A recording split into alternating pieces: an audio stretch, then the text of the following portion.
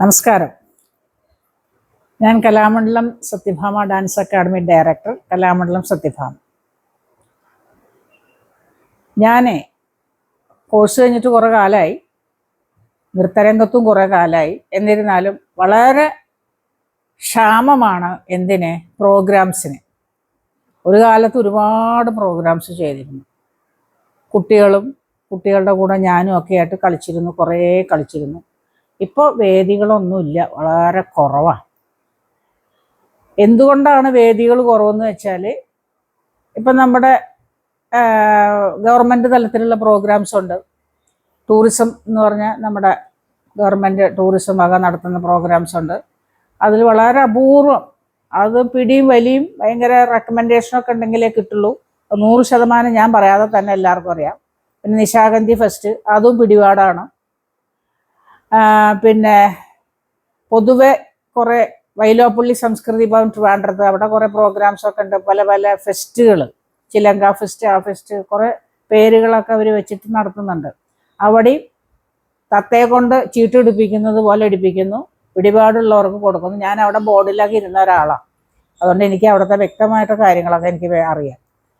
അപ്പോൾ നമ്മൾ പല സ്റ്റേജുകളിൽ, പിന്നെ പ്രോഗ്രാം നമുക്ക് ഒരു ശരണം ക്ഷേത്ര സ്റ്റേജുകളാണ്. ക്ഷേത്രം കേരളത്തിലുടനീളം എല്ലാ ക്ഷേത്രങ്ങളും, ഒരു കാലത്ത് എനിക്ക് തോന്നുന്നത് ഈ ക്ഷേത്രങ്ങളിലൊന്നും ഇത്രയൊന്നും ഡാൻസുകളില്ലായിരുന്നു.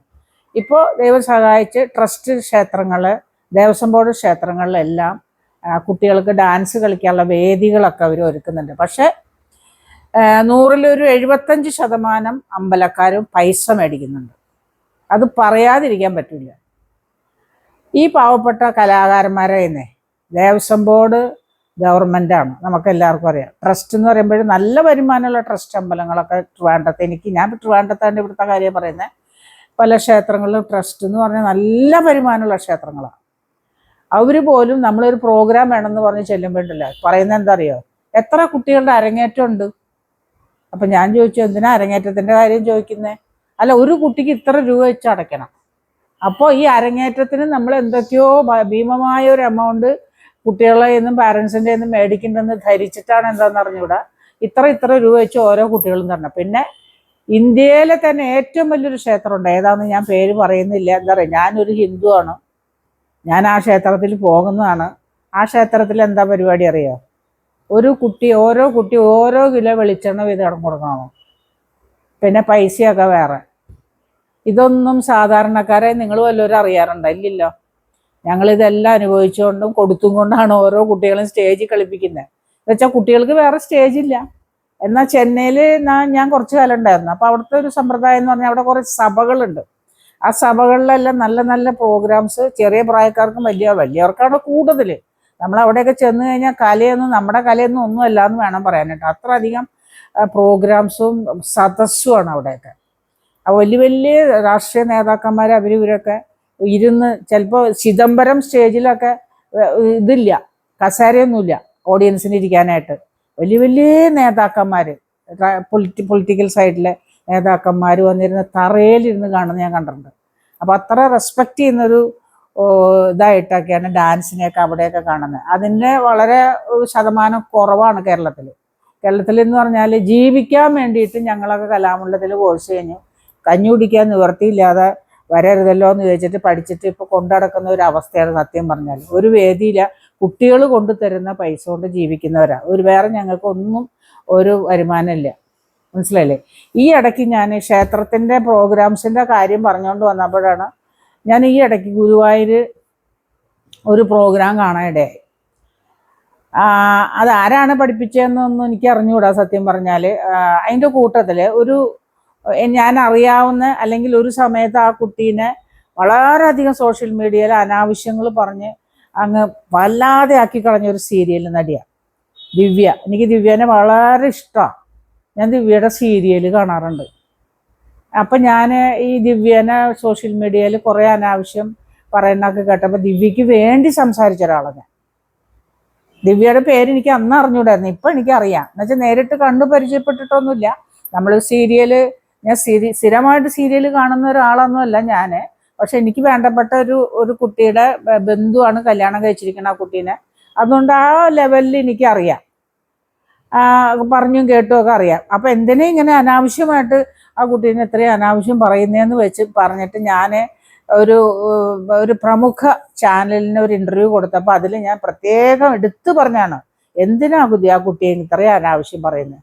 പക്ഷെ ദിവ്യയോട് ഞാൻ വളരെയധികം റെസ്പെക്ട് ചെയ്ത് സ്നേഹം കൊണ്ട് ഞാൻ പറയാണ്, ദിവ്യ ഈ ഗുരുവായൂർ സ്റ്റേജിൽ കളിച്ച ഒരു ഡാൻസ്, ദിവ്യ മോഹിനിയാട്ടം ഡ്രസ്സിനെ അപമാനിക്കുന്ന അവഹേളിക്കുന്ന എന്നൊക്കെ വാക്കുകളുണ്ടല്ലോ, അതായിട്ടാണ് എനിക്ക് തോന്നിയത്.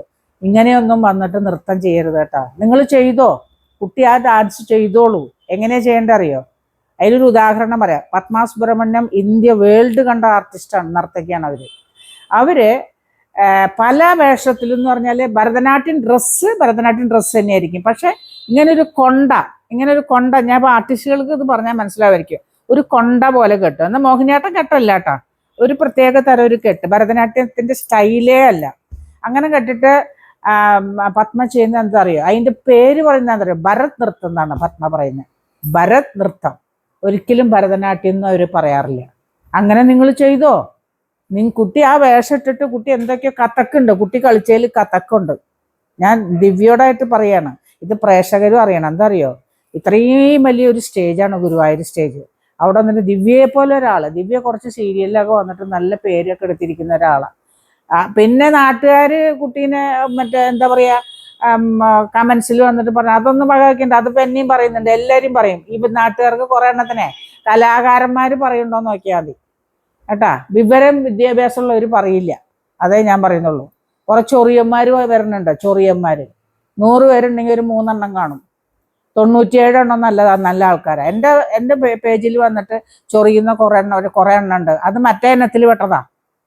അത് നമ്മൾ നന്നാക്കാൻ പറ്റില്ല അവരെ. അതുകൊണ്ട് അതൊന്നും എനിക്ക് വിഷയമേ അല്ല. മത്തായി പറഞ്ഞ പോലെയുള്ളൂ, എനിക്ക് ഒരു വിഷയമല്ല. അങ്ങ് ചൊറിഞ്ഞുകൊണ്ട് അങ്ങ് ഇരിക്കും. അപ്പൊ ദിവ്യയോട് ഞാൻ പറയണത്, ദിവ്യ വളരെ സ്നേഹമായിട്ട് പറയാൻ, നിനക്ക് നല്ല വേഷഭംഗിയുണ്ട് മോഹിനിയാട്ടത്തിന്, സാമാന്യം തെറ്റില്ലാത്തൊരു വേഷഭംഗിയുണ്ട്. അപ്പൊ കുട്ടി കളിച്ചതിൽ ഞാൻ കണ്ടപ്പോഴേ, കുട്ടി കളിച്ചതിൽ മോഹിനിയാട്ട സ്റ്റെപ്പ് 1-2 കണ്ടു. പിന്നെ കഥക്ക് ഇങ്ങനെയൊക്കെ കൈ വെച്ചിട്ട് കഥക്ക് കളിക്കുന്ന ഒരു ശൈലി ഞാൻ കണ്ടു. ഇതെല്ലാം കൂടെ ദിവ്യ കളിച്ചോ, പക്ഷെ ആ മോഹിനിയാട്ടം ഡ്രസ്സ് ഇട്ടിട്ട് കളിക്കരുത്. അതിനെ നമ്മളെ കേരളത്തിലെ ആർട്ടിസ്റ്റുകൾ ഒരിക്കലും അംഗീകരിക്കില്ല. അതുകൊണ്ട് ദിവ്യയോട് സ്നേഹം കൊണ്ട് പറയാണ്, ദിവ്യ നല്ല രീതിയിൽ, ഞാൻ ദിവ്യ എന്നിട്ട് മീഡിയക്കാരോട് സംസാരിക്കുന്നത് ഞാൻ കണ്ടു. അതായത് പിന്നെ എന്തോന്നാ, ഞാൻ 6 ദിവസമേ ക്ലാസ്സിന് പോയുള്ളൂ. ഇതൊക്കെ നമുക്ക് സ്റ്റേജിൽ പറയാൻ പറ്റുമോ? ജനങ്ങൾ വിലയിരുത്തട്ടെ. സ്റ്റേജിൽ നമ്മൾ 6 ദിവസം പോയുള്ളൂ, 60 ദിവസം പോയുള്ളൂ, 6 ലക്ഷം പോയുള്ളൂ എന്നുള്ളതല്ല നമ്മൾ ആ കളിക്കുന്നത്. പിന്നെ കുഞ്ഞു കുട്ടികളാണെങ്കിൽ ആൾക്കാർ സഹിച്ചോണ്ടിരിക്കും. നമ്മൾ വലിയവർ സ്റ്റേജിൽ കയറുമ്പോൾ ഒരുപാട് ശ്രദ്ധിച്ചും അതിൻ്റെ അടിസ്ഥാനപരമായിട്ട് പഠിച്ച് നമ്മുടെ കേരളത്തിലെ തനത് കലയായ മോഹിനിയാട്ടത്തിനെ അവഹേളിക്കാതെ അപമാനിക്കാതെ ആ വേഷത്തിനെ റെസ്പെക്റ്റ് ചെയ്ത് കളിക്കണം. എല്ലാ ആർട്ടിസ്റ്റുകളും എനിക്ക് പറയാനുള്ളതാണ്. നമുക്ക് നമ്മുടേതായ ഒരു സ്റ്റൈലും കാര്യങ്ങളൊക്കെ ഉണ്ടല്ലോ, അതിൽ നല്ല ഓക്കെ ആയിട്ട് ചെയ്യാൻ പറ്റില്ല. ദിവ്യക്ക് പറ്റും. ദിവ്യക്ക് നല്ല സൗന്ദര്യമുണ്ട്, വേഷഭംഗിയുണ്ട്, എല്ലാം ഉണ്ട്. പിന്നെ എന്തുകൊണ്ട് ദിവ്യ എന്തിനാ ഇങ്ങനെ ചെയ്യുന്നത്? ദിവ്യയുടെ കൂടെ കളിക്കുന്നവരെ കളി ഞാൻ ഒന്നും പറയുന്നില്ല, അതിന് ഞാൻ ആളല്ല. പക്ഷേ ക്ഷേത്രങ്ങളിൽ ചെല്ലുമ്പോഴും നമ്മളൊരു അപ്ലിക്കേഷൻ കൊടുക്കുമ്പോണ്ടല്ലോ, അവിടെ അപ്ലിക്കേഷൻ കൊടുത്താലേ പ്രോഗ്രാംസ് കിട്ടുള്ളൂ. ഓടിച്ചെന്നിട്ട് എനിക്ക് 2000 എൻ്റെ കുട്ടികൾക്ക് അവിടെ ഒരു പ്രോഗ്രാം വേണമെന്ന് തരുമൊന്നുമില്ല. അവിടെ കൊണ്ട് കൊടുക്കുമ്പോൾ മെയിൻ സ്റ്റേജ് നമുക്കൊന്നുമില്ല. പറയണെന്താ പറയുക, മെയിൻ സ്റ്റേജ് വലിയ വലിയ ആൾക്കാർക്കുള്ളത്. അപ്പം ഞാൻ ചോദിച്ചാൽ ആരാ ഈ വലിയ ആൾക്കാർ? ആ സിനിമ സീരിയല്. അപ്പം സീരിയല് നടി അല്ലേ ഈ കളിച്ചത്? ഇപ്പം ഇങ്ങനെ അവർക്കൊക്കെ ഈ കളി വന്നിട്ട്, ഈ കഴിഞ്ഞ പ്രാവശ്യം ഇവിടെ ഈ വലിയ ട്രസ്റ്റ് ഉള്ള ഒരു അമ്പലത്തിൽ വന്നിട്ട് ഒരു സിനിമ നടി വന്നിട്ട് ചെയ്തു. എൻ്റെ പൊന്നെ, സഹിക്കാൻ വയ്യില്ല, സഹിക്കാൻ. അപ്പൊ ആൾക്കാർ ഇതൊന്നും പ്രതികരിക്കുന്നില്ല. പ്രതികരിക്കണം, പ്രതികരിച്ചേ പറ്റൂ. ഞാൻ പ്രതികരിക്കും. എനിക്കിതൊരു വിഷയം, എന്നെ എന്ത് വേണം കമന്റ് ബോക്സിൽ വന്നിട്ട് നിങ്ങൾ പറഞ്ഞോ. നല്ല ആൾക്കാർ പറയില്ല എന്ന് എനിക്കറിയാം. നിങ്ങൾ പറഞ്ഞിട്ട് ഒന്നും വിരോധമില്ല. പക്ഷെ ഈ വലിയ വലിയ ക്ഷേത്രങ്ങളിൽ സിനിമയും സീരിയലും നല്ല അന്തസ്സായിട്ട് നിങ്ങൾ വേണമെങ്കിൽ ഒരു ഇത് വെച്ചോ, ഒരു ഇന്റർവ്യൂ വെച്ചിട്ട് എടുക്കുന്ന. പിന്നെ നന്നായിട്ട് കളിക്കുന്നവരുണ്ടെങ്കിൽ അങ്ങനെ വെച്ചാൽ നിങ്ങൾ നല്ല സ്റ്റേജ് തരണം. എന്നിട്ട് ഒരു 5-6 സ്റ്റേജ് കെട്ടിയിട്ട് തൊഴുത്ത് മൂത്രപ്പുരയുടെ അടുത്തൊക്കെ ചെന്നിട്ട് നമ്മളെ പോലുള്ളവർക്ക് തരും സ്റ്റേജ്. നല്ല നല്ല സ്റ്റേജൊക്കെ സിനിമ നടി സീരിയൽ നടികൾ, ഇവർക്ക് എന്താ കൊമ്പുണ്ടാ ഇവർക്കൊക്കെ? നമ്മളൊക്കെ നമ്മൾ പഠിച്ചതാ, ചോര നീരാക്കി പഠിച്ചതാ ഞങ്ങളൊക്കെ കലാകാരന്മാരുടെ. അറിയാവുന്നവർക്കറിയാം, മനസ്സിലായി. പിന്നെ വിവരമില്ലാത്ത കുറേ പറയും അവരുടെ കലാമണ്ഡലം എടുത്ത് കള, അവരുടെ മറ്റത് എടുത്ത് കള, മറിച്ചത് എടുത്ത് കള. ഇവൻ്റെയൊക്കെ വീട്ടിൽ നിന്ന് എടുത്ത് തന്നാലേ എനിക്ക് കലാമണ്ഡലം. അത് ഇതൊന്ന് പറയണമെന്ന് തോന്നിയേട്ടാ. ഓക്കെ, നമസ്കാരം.